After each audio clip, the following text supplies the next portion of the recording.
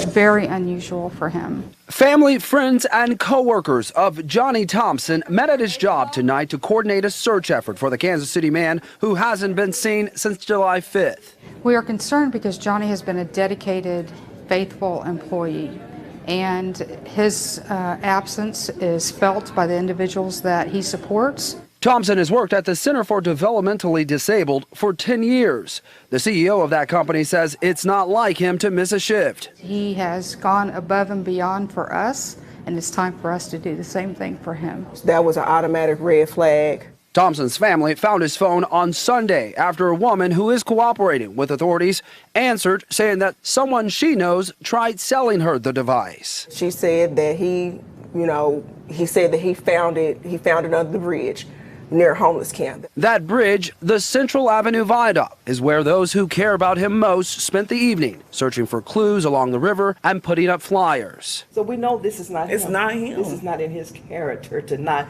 be in touch with the phone, no phone. Johnny would have found a way to call us and say, hey, Mom, I lost my phone. Exactly.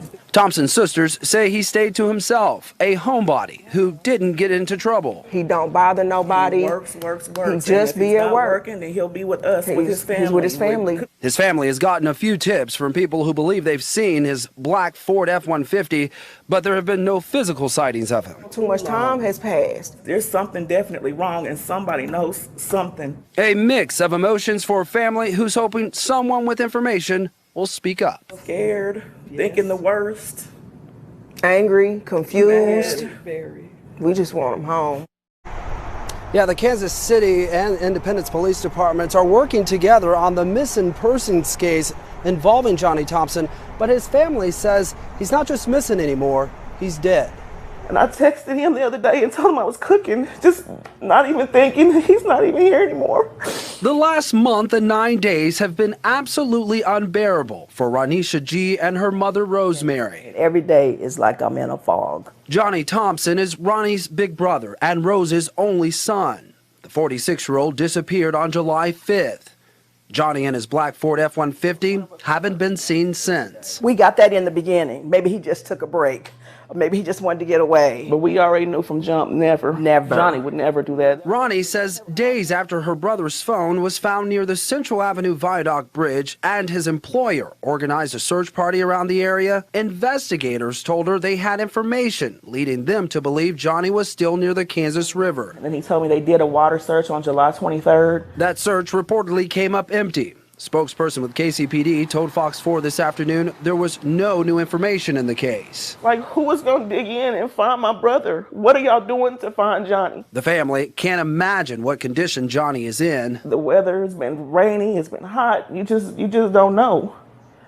Nobody should have to go through that. Even more disheartening for them was seeing the amount of resources that went into searching for the missing Wisconsin brothers, a case that unfolded in the media for weeks. They had dogs out, different kinds of dogs looking for these men. Immediately. And it breaks my heart that there's so many missing people here in the metro area and they're not getting the coverage they deserve until their bodies show up. They want answers, closure, and most importantly, peace. Peace for themselves and Johnny. We just want Johnny back home so we can have some closure for this family.